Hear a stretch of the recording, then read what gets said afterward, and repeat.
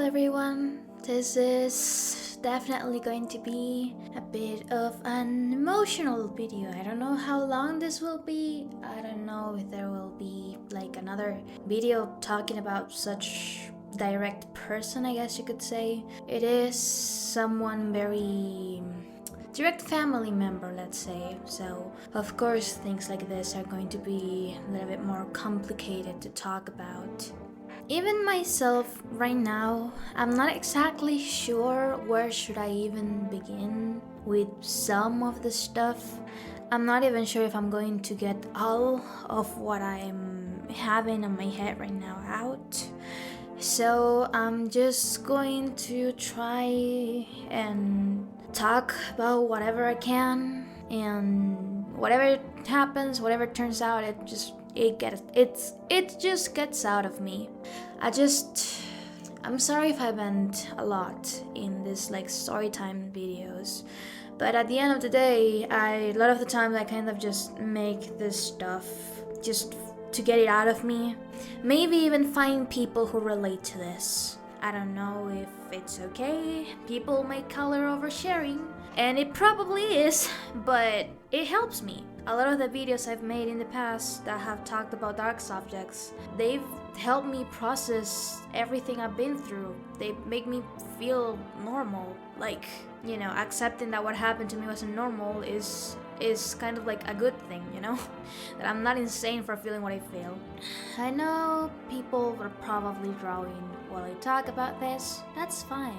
I'm just happy you gave me a chance, and I'm sorry if I'm taking too long to get to the point, but it's not often I get to talk about this in particular so clearly, because it's just not one event. Unlike a lot of the things that I've been through, it wasn't just one thing, it was like the entirety. So this video is about my mother. It's complicated to kind of talk about everything. I don't even know if there's like a beginning.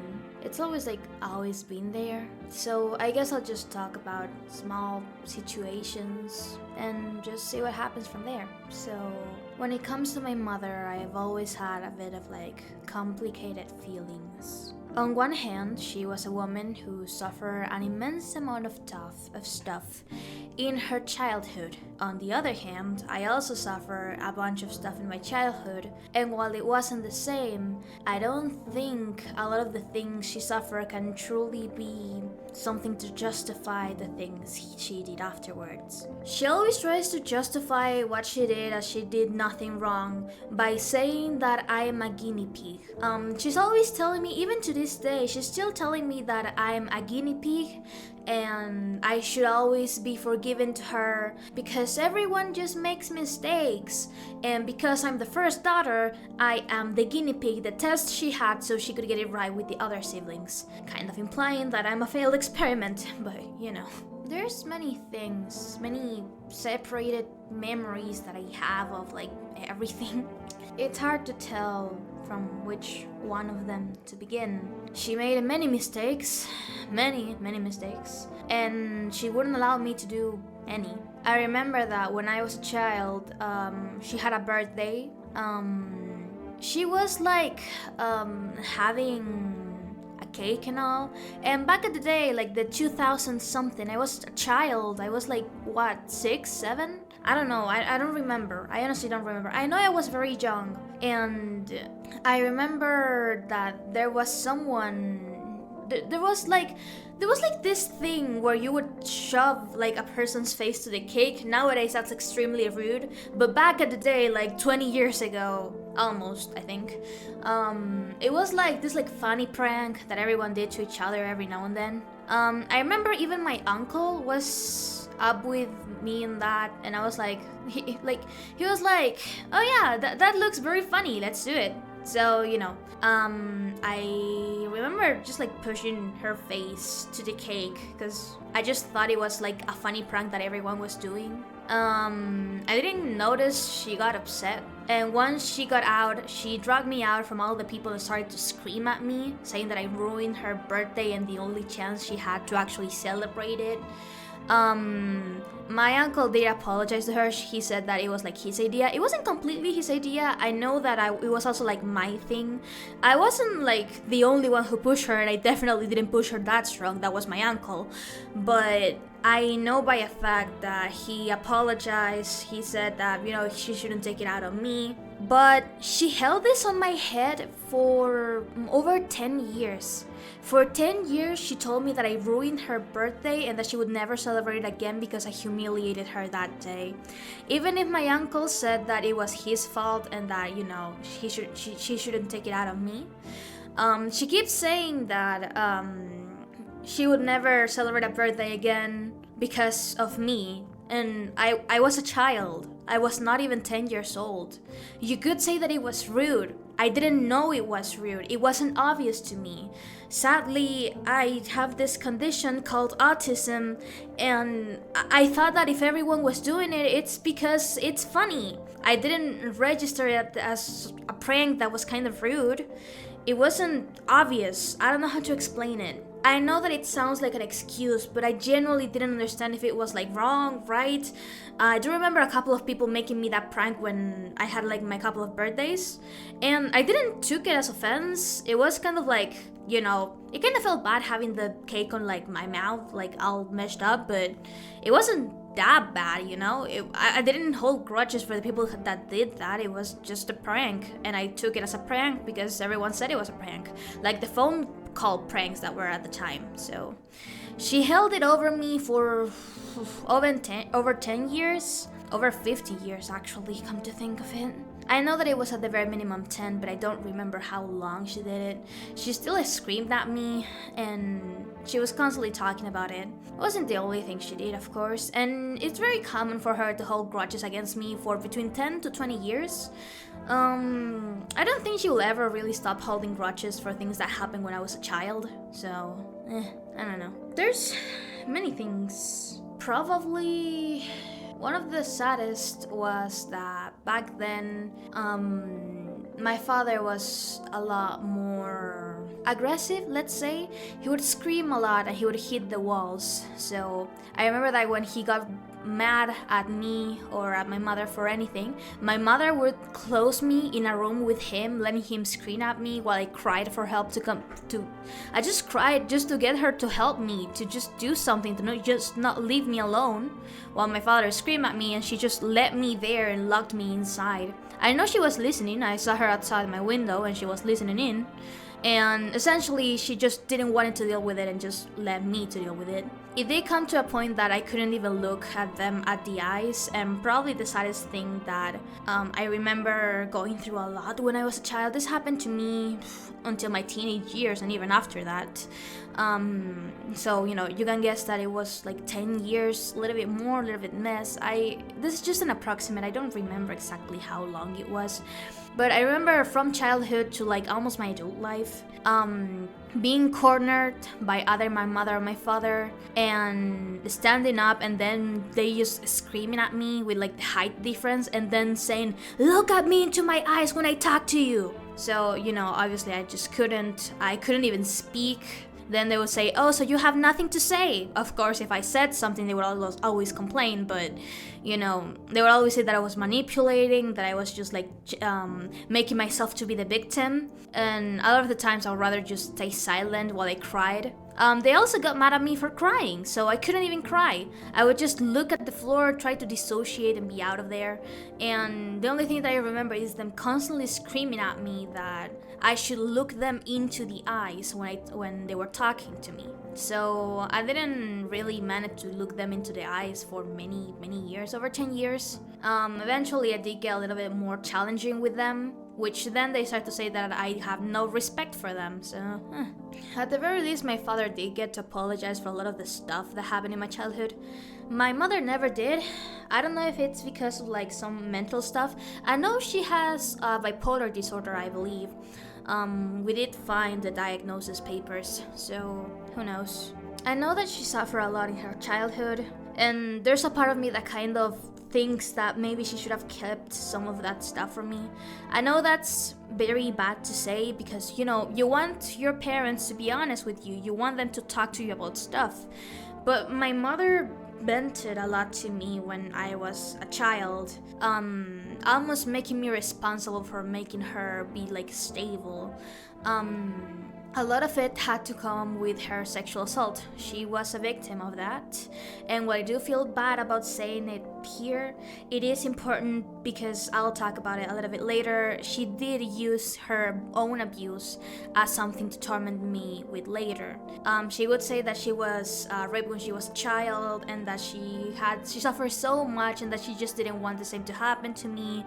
I remember her telling me this at the very early, at like 13, she was telling me this, and that I was just so lucky to have never gone through something like that. Now, if you've watched my videos, you know that I have a very specific one talking about an ex-boyfriend who pretty much raped me around the ages of 12 to 13, and you can only guess how much of a gut punch it felt having my own mother telling me that I was lucky and that I had nothing to cry about because I was never raped, while in secret I was suffering the consequences of being raped alone. So yeah, that was something very bad to deal with. Another thing was like the parentification. Essentially, I remember being already 12, 11, and already having to take care of my siblings while my parents were out. Obviously, my mother never asked of this to my younger brother, even when he had the age. It was always me, the one that she had to come to and say that, take care of your siblings. I'm like, but I have stuff to do. I don't want to do this today. And she was like, no, I don't care. I do remember that once I told him, hey, at this age, I was already taking care of my siblings. Why can't my brother do this? And she came back to me saying, oh, when I was younger than you, I already took care of my siblings. So you should be thankful that you're not that young and you're taking care of them. So you should just shut up. So the cycle of abuse continues, I suppose. Probably one of the things that even nowadays kind of hurts is that I did open up to her about some of the sexual assault that I suffered in my life. Not all of it. I never really felt comfortable saying all of the sexual assault I suffered, but I did tell her about that one, about the ex-boyfriend one. I told her when I was 15, I believe. I know that we did try to go to the police and they told us that, because the abuser was a minor, they couldn't do anything about it, which is kind of bullshit, but even after that and knowing that I had gone through a lot of sexual abuse, she knew about another case of grooming I'd gone through. I was being groomed by an adult man. She did know about this and she did tell me that it was wrong. She was there, so that's good, she did good there, I'm not going to deny that. I was being groomed for 2 years and she only came forward once the grooming was done, once that man just left. So 2 years of being groomed and being isolated from my family just for her to come in at the moment where pretty much the person was already out of my life. So, at least that's more than some people have, I guess. So she knew at the very least of 2 cases of sexual abuse I suffered. The problem is what she did with some of that information. It's not really something weird that they would use something that really hurts me as a way to put it against me. And definitely one of the things that hurt the most was a day that we were having a discussion, and I think that I said something that I felt like I didn't have that good of a life overall. I was just venting, I think, or I was mad. I remember being mad, and I think I was mad at something, a situation that had happened with someone else. I don't remember that part, but I do remember my mother yelling at me and saying something very specific. That something very specific was, well, you were only abused once. That's nothing compared to what I've been through. Your sexual assault does not count because I suffer more than you. You should be thankful for the life you have. So if you ask her, she'll say that she doesn't remember anything. I've tried to confront her about this many times in the past, but she's always walking outside saying that I'm a manipulator and a liar, that she never did that, and just ignoring me for about 1 month. Every time I tried to talk to her about the stuff she did in the past and about how I felt and how things could have been different, trying to make her gain consciousness of the things that she did.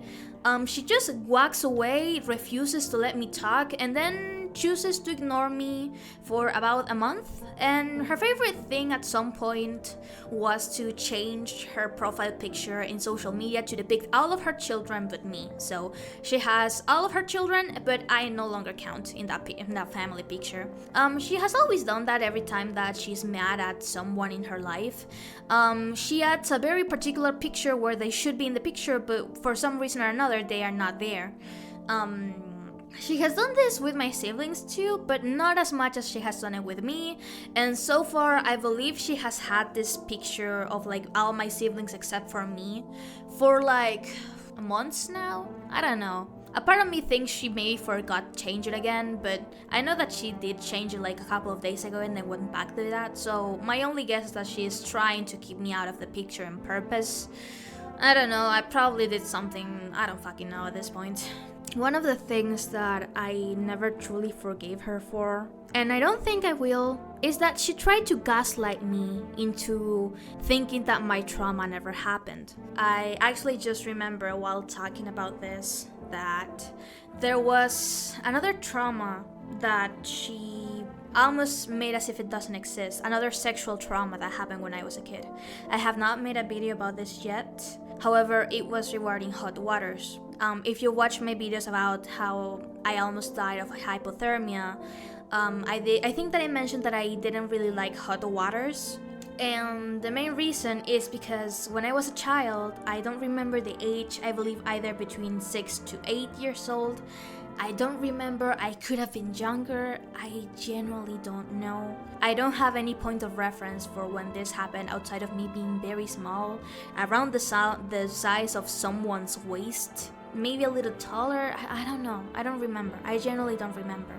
But we went to hot waters and my parents left me alone, and instead they went with like my younger siblings, so they were all together and they left me alone with like a little friend that I made in the hot waters. We were just playing around. We noticed that there was like a pool alone and we thought, oh look, it's like an alone pool, it's an alone pool in the hot waters. So we just went to check it out and an old man came in and joined us. The girl got creeped out and without saying anything she just left me there. She was about my same age, so another child. I don't know how to feel about that. But essentially I was left alone with the man, and you know, he was probably around 50 years old. He was very old, he had like white hair and such. And he started to like touch my body and tell me that I'm beautiful and such. I'm not sure if you can consider like touching the booty to be sexual assault, but he did get to that far. I remember that because I already had some knowledge about what sex was. Sadly, being a kid with unrestrained internet access did get me to very graphic content on the internet. But that very graphic content on the internet taught me what sex was, and as such, I realized what he was trying to do to me. So I think about that day every now and then, because like, if I didn't know what was happening, there's a very high chance I would have died there. Like, I was in a pool with like no water. Like, there was so much water, that's the thing. Like, I'm sorry, it was a pool with water that was alone behind trees. He could have just grabbed me, drowned me, killed me, and then left me there and no one would have fucking known. He would have just left. I could have died there and nobody would have known, nobody would have stopped it. I think about that every now and then. Luckily, I was a very good swimmer, so I went, like, as soon as I felt the hand touching my booty, I just went down under the water, and because I was against the wall, I just pushed the feet, like with my feet, I just pushed against the wall to just give me this like impulse to just run away. I felt his hands trying to grab me, but I was too fast. I was a very good swimmer way back in the day. I really loved the water. So I just swam away and ran as fast as I could. I didn't know what my parents were. So that's a very fucking good sign, isn't it? I had no fucking clue where my parents were in a critical situation. So that's fucking funny. I went to the girl because I kind of saw her from afar, and to her mother, told them the situation. They helped me find my parents, told me where they were, and I walked to them. I talked to them about what happened, and My father confronted the guy in particular, which, he never stopped smiling, which is really creepy. They went to the car, they had to do some stuff, and we left. Now, you would consider that that's a good reaction despite the neglect of being left alone in a place with a large group of people almost naked. Outside of that, once they knew what happened, they left, and they left. That would have been like just something that had happened. But after that, I never wanted to go to hot waters again. And I told my mother multiple times that I did not want to go to the hot waters. And her response was always like, "Oh, are you trying to ruin our vacation? Is that what you're trying to do? Why are you being such picky girl? Like, why are you complaining so much? It's just hot waters." They forced me to go for several years. A lot of the time I would refuse to get out of the car and they would just leave me there for hours.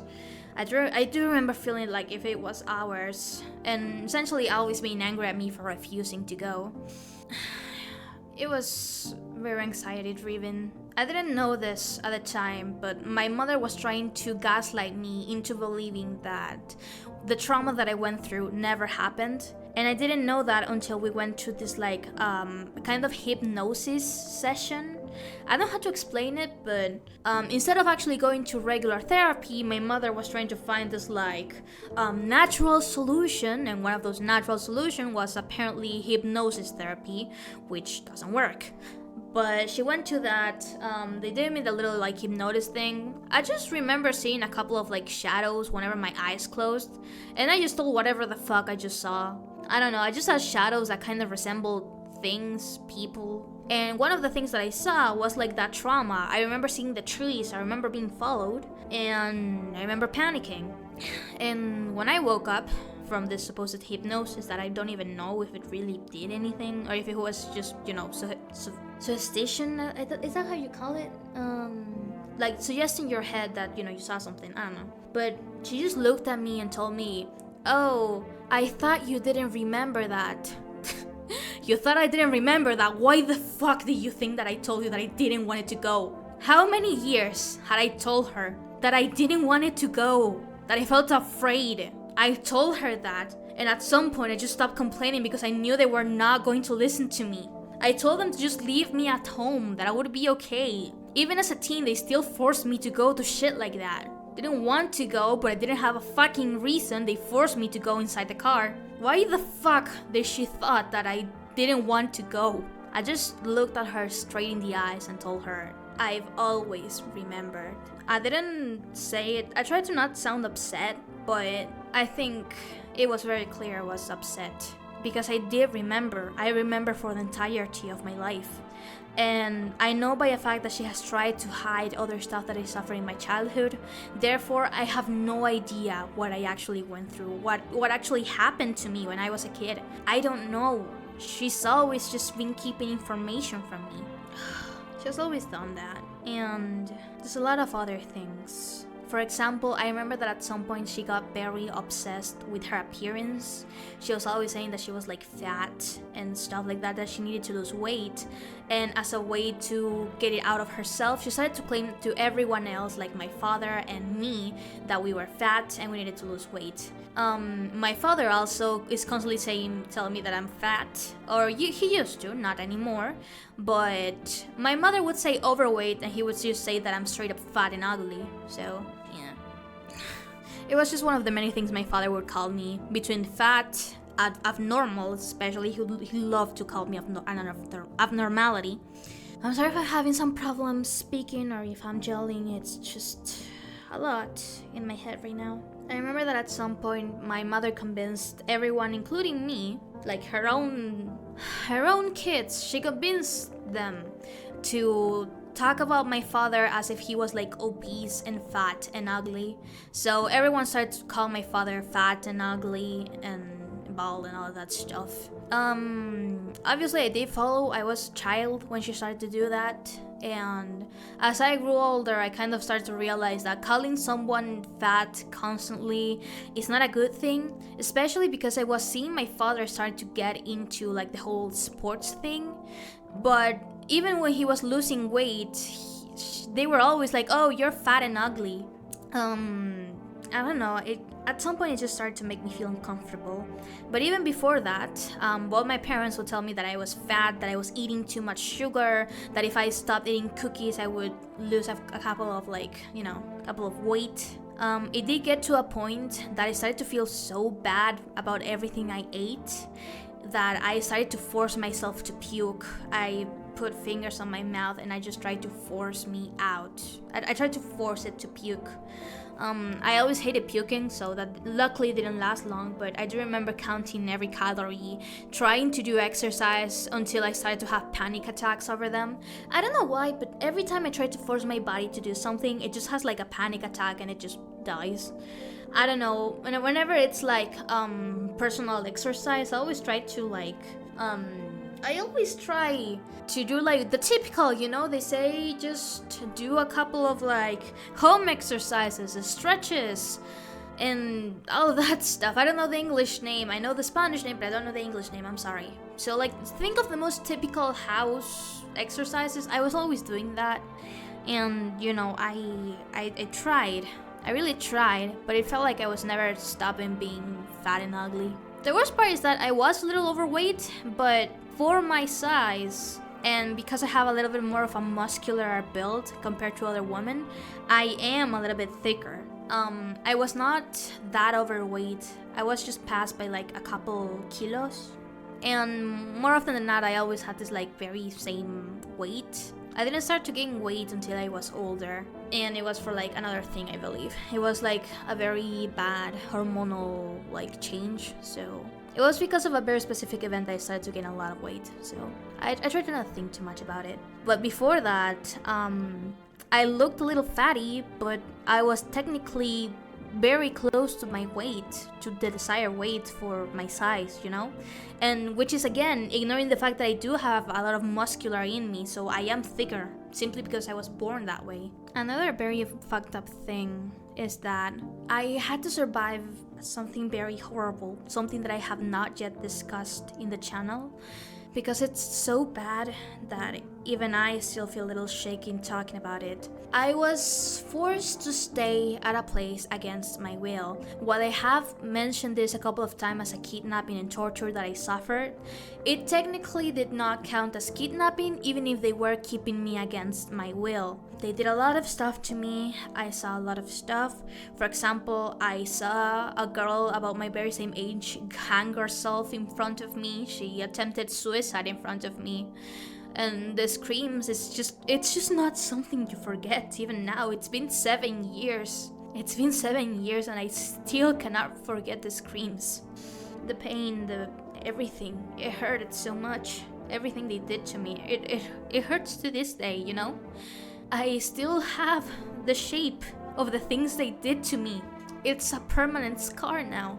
When I got out of that place, while I was inside the place, I was told that I should be lucky because the other kids like me looked so bad, that I had such a happy life that I didn't belong there because I was clearly normal. Once I got out though, I was told that I didn't have permission for privacy. I couldn't close the door. I didn't have permission to have anything private. They could check on me, anything they wanted, and I was forced to give it to them.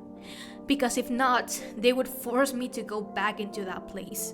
She knew, my mother knew, that I was forced to see someone commit suicide in front of me. And she told me that if I wasn't the perfect daughter, I would be trapped there again. That I just had to be quiet and perfect. Wouldn't you know, that's actually when I learned how to fake a smile for the first time. I spent years as an autistic person trying to imitate the perfect fake smile just so that I would be accepted by people around me. That's the first time I actually learned how to fake a smile, because if I didn't, I would have to survive again. Sometimes I wonder if I'm insane, There's still a part of me that thinks that all of the shit that I'm telling it's not real, because how could it be? The worst part is that I've heard her say so many weird shit about everyone. Every time I wanted to spend time with her, I tried to tell her, hey, I want to spend some time together. Let's go shopping, like women would do. The entire walkthrough, it was just her venting about her friends, about her marriage. She told me that she hated my dad, that she just wanted to get a divorce, but she didn't know if she should. I didn't know what to tell her. It wasn't that time, it was before that. I remember I was 14 when she told me that she wanted to get a divorce. I didn't know what to tell her, I was a fucking child. Then she came back at me screaming because I didn't make the decision for her. Does that make any fucking sense? Just tell me, does that make any fucking sense that I was supposed to take the decision of an adult? That it was my fault because I wasn't sure about what to tell her? Every time we went outside in the car, it was her complaining about my father, her complaining about her family, her complaining about her friends. And I knew that she was complaining and even crying about me, faking that I was screaming at her, that I was the evil monster to everyone. I am 20 years younger than her, and I was the monster in her eyes. I tried to get her to family therapy. I did everything in my hand to try to make the family dynamic better. Because I thought it was my responsibility. I thought it was my fault. That maybe if I wasn't born, they wouldn't be forced to be together. I tried to get them into family therapy. I found a therapist that was willing to do family therapy. I managed to get the both of them, my father and my mother, into therapy. The entire session, I was forced shut. I couldn't speak with the therapist myself. My father just said how stupid all of this was, and my mother just cried in front of the therapist, saying that I was a monster almost, that I was the demon that came to torment her as the form of her daughter, and that she was just a poor, small, sweet little victim. She even made the voices, like, she said, oh, but I'm like this, and then when she talked about me, she said like, you're fucking stupid, and I was like, that didn't happen. I just remember looking at the therapist with prying eyes, just hoping she would let me speak. She didn't let me speak. And in fact, she said that for the next family therapy, she wanted me to come there.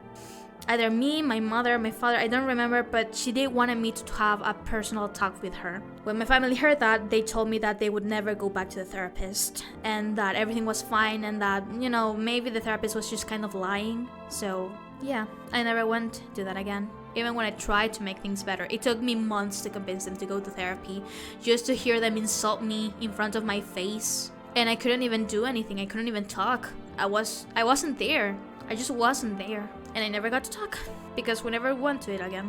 At that point, I was slowly losing hope that there could be anything done to fix things. Because in my head, I thought that I was still the one at fault. And even if I wasn't at fault, that it was my responsibility to do things right. You know what's funny? She's always saying that she tried to do everything as a mother for me. She always told me that to the face, but now that I have my husband and my husband has been able to get some shit out of her, she finally confessed the reality. She told my husband that she hated me, that she lost faith in me. She lost faith in her daughter being better, that I was just a lost cause and that maybe she would be lucky with my siblings. Imagine just how bad it got when I heard that from my husband. It's just a lot to take in, All my life blaming myself for it, just to be told that she was the one that never wanted to get anything better. She's always the victim in her eyes. She doesn't even try to hide it anymore. She's like, oh, I'm so glad you got my daughter to be happy. Almost if it was my husband's responsibility to make me happy. You know what I needed to be happy? I needed a family that fucking cared. That's what I needed. Of course I have depression. There's so many things that I have not even talked about here. So many things. I didn't even talk about the ways my father would hit the door of my room whenever I closed it. The screams. The time he got violent in the car, my mother told him that he was insane, that he was going to kill Saul. All of those things that I've kept inside me for so many years. There's a part of me that doesn't even know why it still hurts. I don't know. She'll never say that she's wrong about anything. She's never wrong about anything. Sometimes I wonder if I'm going to be like her, because I know she had a troubled life. I don't blame her past to be constantly haunting her. What she went through was horrible. But my fucking god, I didn't have to deal with it like as if it was my thing. I didn't have to. I didn't have to deal with her telling me how I had so many opportunities she never had. how I should be so thankful they allowed me to study a career, that I got a scholarship for free, and that I told her that I didn't feel comfortable having a career yet. Back when I was starting college, I was extremely socially anxious. I couldn't even pick up the phone because I was just so anxious I would do something wrong, that everyone would just think that I'm stupid.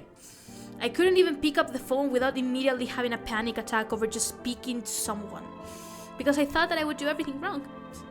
Every time we would walk outside, I would do something, whatever, or even just how I was walking. She criticized how I was walking. I have flat feet. She never knew I had flat feet. I've had flat feet for my entire life, and I didn't get to know that until I accidentally found out with my husband. Of course I walked weird, but she just pulled me aside and told me to stop humiliating her in front of everyone. But then it's me, you know? It's all my fault. It always is. Sometimes I wonder if that's why I always apologize for everything. I remember just expecting already be punished for anything. We would just walk outside, I would try to be silent, I would try to do whatever the fuck people wanted me to do to be socially acceptable. And then she would just pull me aside and tell me, why are you doing this? You're being dramatic, you're doing something. So when I started to live with my husband, the first thing I always asked him whenever we went back to any kind of social gathering was, did I do something wrong? Are you mad at me? Did I do something? Did I say something? And he told me, no, you did nothing wrong. And that took months to correct. Even nowadays, every time I'm just angry, and I just look a little angry. Well, not a little. I'm sadly the type of autistic that is very expressive. I wished I was autistic that just had like no physical expressions. I really wish I was that kind of autistic, so I could at the very least just hide what I'm feeling. But even like nowadays, I still go back home and ask him, did I do something wrong? Does everyone hate me? He's like, no. At least he's honest. He told me that, you know, because I'm autistic, a lot of the things that, you know, the physical things that I do are a little bit weird to people. The voice volume, I cannot control it. He told me that it's not my fault, but that because I have this condition, people look at me weird. Obviously, he's not necessarily the best at explaining. I don't expect him to be, but, you know, explaining to me, it already means so much. Just telling me that I'm not a bad person just means so much, that it's not my fault. I mean, it's not like I choose to be born with this condition. I didn't choose people to look at me weird in the street. I didn't choose people to just look at me as weak. He understands this, but I don't know. I sometimes wonder if I'm too rough whenever I actually express myself how I feel. Because, like, I just yell a lot when I'm angry. I don't know how to express what I feel. I genuinely don't know. I wish I could be soft. I wish I could just get to the subject, but it seems like it doesn't matter how much I explain what's happening to me. Nobody understands, not even him. And I know it's a me thing. It's probably because of the autism. I'm sure of that. Because, like, I have tried to like write down. I know a lot of people are going to give me shit because like I use like ChatGPT for this, but I just write to ChatGPT, hey, I'm autistic, can you explain this thing that I'm going to write, but like in a neurotypical way? Just tell the AI whatever I'm like feeling, and I just write it down. And the AI says, oh yeah, this is like the same thing you said, but like in a neurotypical way. And I just show that to my husband. It's literally the same thing I just said, but like with like slight changes. And then my husband is like, oh yes, I actually understand what you're going through. And I'm like, what the fuck? That's just what I said, but we're like slightly different. What does that even mean? It's the same thing. It's the same words. It was just slightly worded differently, but it was like almost the same. And then he understood. So I don't know how that makes sense. I don't know how any of that makes sense, but I don't think it can. I wasn't born to be normal, I guess. I wasn't born to be understood by people. Doesn't matter how much I try to speak. It seems like there's always a way someone will misinterpret my words. And at this point, I don't know if it's my mother anymore. It just seems like the world is that way. It just feels like the world is a very dark place. There's many things I'm pretty sure I'm forgetting about. Especially the weird ass comments she would make at the beginning of like when my husband came. That's another thing. It almost feels like my parents are replacing me for my husband. They even got to call him son. which, you know, you can understand that my brother was kind of upset by that. My brother is another fucking piece of work, you know? It's another fucking piece of work. The kind of man that will tell you, like, whenever you try to speak as a woman from like, oh, I have this idea, I have this thing, he'll tell you, okay, but how is that idea gonna bring me a sandwich? So, you know, misogynistic much. Obviously, she's my mom's golden boy, so yeah. The one who will finish the college degree. The one who's like good at math and who will get them out of poverty, I guess. They don't live in poverty. I live in poverty. But I would rather live in poverty than fucking go there again. So you can guess that he gets away with like a lot of stuff. I don't even know what to think of that. My parents have told my husband a lot of weird shit that they will never tell to me. But a lot of that weird shit even implies that they're also losing hope on my brother. So, I don't know. I really don't know. I forgot what I was talking about. I'm sorry. I'm having my thoughts all kind of like crossed. Just telling a bunch of stuff. The things that I remember pretty much. I'm very sure there's a lot that I don't remember. A lot. I wasn't going to talk about this, but fuck it, since we're here. I remember a time where my parents were in the act, let's say, and my mother just kept constantly saying that, no, I don't want to do this tonight, I don't feel okay, and you know, my father just kept insisting until he actually got it. Take that as you will. I remember feeling like my mother was maybe pressured into doing the act, you know what I mean? So I just talked to her the very next day. I was like, hey, you need to talk or something? And I tried to get the conversation. Obviously, I'm not the best at expressing myself, especially not in a situation like that. Who the fuck would? But I just remember her yelling at me to just mind my own business. And you know, it would have been one thing if she just didn't wanted me to get into it. It would have been one thing, you know? But at a different point in time, in the future, we were talking about something else, and she just brought to me this small piece of work. Hear me out. She told me that she had a fight with my father, and that she used me as a weapon. They both used me as a weapon against each other. So my father told my mother that I didn't like her that much and that she wasn't a very good mother. I remember venting to my father a little bit about how I felt with my mother, which, knowing that then he used as a weapon, made me not want to talk about my feelings ever again. But I remember that as a reply, my mother said, oh, well, your daughter doesn't like you much because she thought that you were abusing me. Look how low she thinks of you. She thinks you were abusing me. She fucking hates you. Obviously, my father went quiet and the conversation kind of died after that. And she told me that, like, if saying something like that was like the biggest, proudest thing she did, like she owned my dad because she told him that. And I was like, what? Why would you even do that? Why would you even tell me that you do that?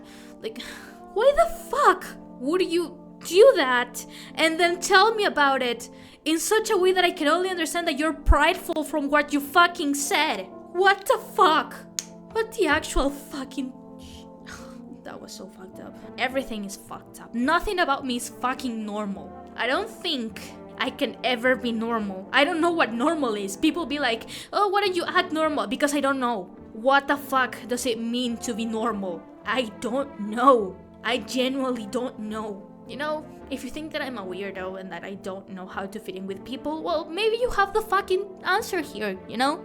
Maybe I'm not normal because I never knew what the fuck being normal meant.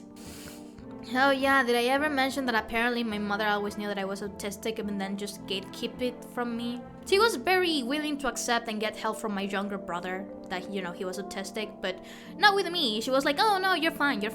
Until, you know, she was kind of forced to accept that I was autistic. So, yeah. She was the kind of people to say that, you know, therapy's not needed and you just need to just face life. People who are depressed just don't smile to the sun. But once you started to, like, I had to insist her so much that I needed therapy because I wasn't feeling good.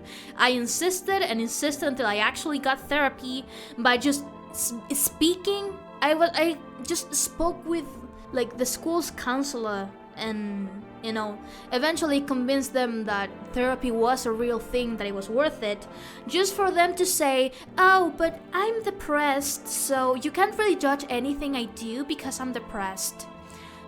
You have to understand that I'm not going to make the right decisions because I had a very difficult life and I'm very depressed, so you have to understand me if I don't do the right thing. If that was disconnected from all the story I just told you, that would have been one thing, you know? It would have been one thing to just come talk to me, say, hey, I have, depression, I've been diagnosed that. I'm sorry if in the past I've treated you wrong, I didn't know what was wrong with me. I'm going to try to be better with this diagnosis that I have. Now that I understand what it's actually happening to me, I am going to try to act according to it, but please understand me if I'm not the best one. That would have been one thing that would have been beautiful. I would have been 100% okay with helping with that. But no, it's a justification to do whatever and then being unable to tell them. Oh, and on top of that, if that wasn't enough, it's apparently now a justification to say, oh, I was not a bad parent to you. It just so happens that you're traumatized and too depressed. You should go to therapy. The fucking gut to say that. I'm sorry if I've been yelling a lot in this video, but there's so much I've been keeping inside for so long. I wasn't even going to make this video till my husband I kind of just broke down again about this entire thing, and my husband just told me, hey, you should record this. Maybe it'll make you feel better. I'm pretty sure there's even a lot of things I haven't mentioned. There's so many things. So many things. I don't think I even remember all of them. And I know that if they find me, they're going to do an entire thing about how I'm manipulating everyone, how I'm a liar, how that never happened, how I dared to be such a bad person and a bad daughter. The usual stuff. How I humiliate them in front of people, how I'm always way too honest and I'm always looking to call the attention of others. Yeah, because if I didn't fucking talk about what you were doing to me, maybe I would have never realized it wasn't normal, that it wasn't my fault. Perhaps that's why you fucking hate when I talk about it, don't you? Because you have to fucking face that what you did to me was kind of not a good thing, you know? I'm sorry if you're like a random ass user on the internet, you have to hear me ramble. Well, I mean, this is like almost an hour in. I didn't know I could ramble for a fucking hour, but here we are. I'm sorry you had to hear me yell like that. You could click out at any moment, but perhaps you're drawing, perhaps you're too into this story. I don't know what your reasons are. Maybe you just like to listen to more of its shit in the background. I cannot blame you. I'm almost the same. And I'm sorry if I startled you. I'm trying to get like the anger issues in control. I don't want to be bad. I know I've done bad stuff. I know that I've gotten angry. I know that I've blamed the world. Sometimes for even shit that I do. I'm not exactly sure how to be better, but I like to believe that if anyone can really judge it, it's my husband, the person that I'm currently living with. Even if I don't see it, he tells me that I'm getting better. He says examples about it every now and then, like sometimes whenever I had a panic attack, my body would completely stop reacting, and it would take me so long to actually get back to like a stable mode. Not necessarily a good mode. Like, I was still really feeling depressed even after the episodes, but at the very least, now I get to talk a little bit. At the very least, I'm able to notice that I'm saying no a lot more often and not feeling as afraid to just say no, which, I do remember that when I started to say no, I felt bad. But he actually thanks me. Every time I say no, I don't actually want to do something. He says thank you for telling me.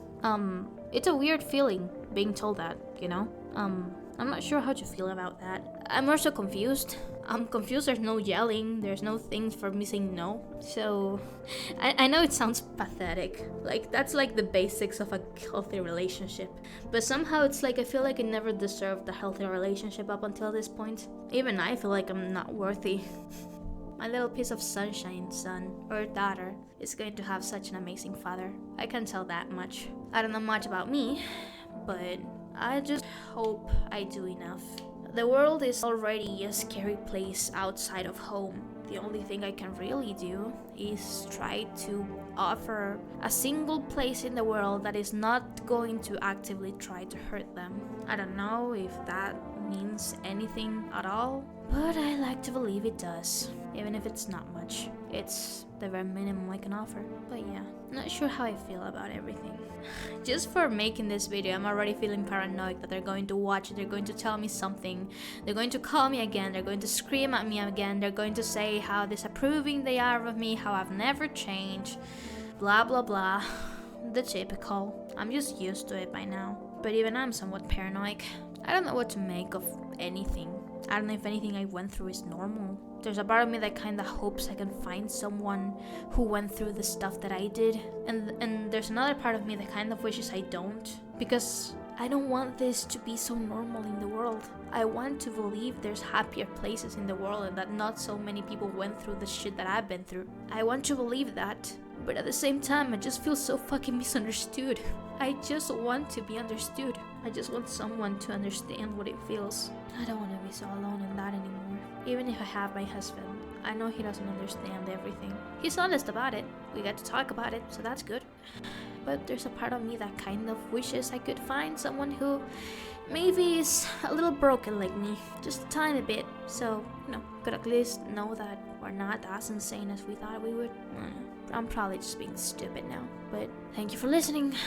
I hope that at the very least I was good enough entertainment for you while you draw or just do whatever.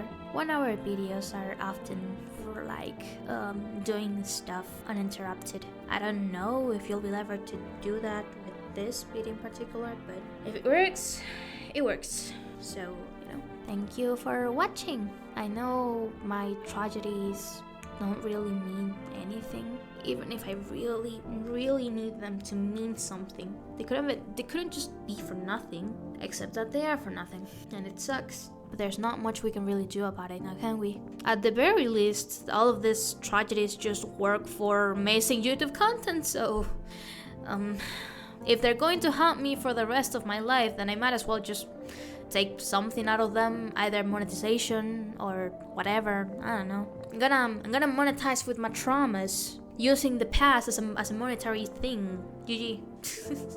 Well, I mean, it's not like I can really do much about it. So yeah, people be like, don't post stuff like this on the internet because it's going to stay up forever.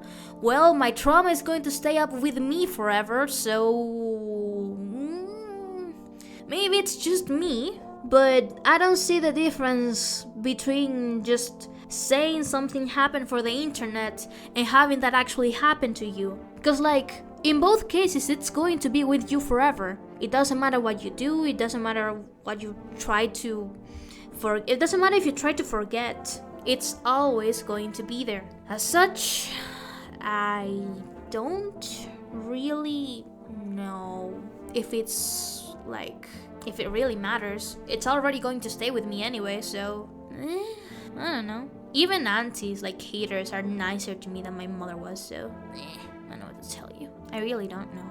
But that's enough for now. Again, thank you for watching, and see you in the next one. Maybe tomorrow I'll do a happier video. Bye bye.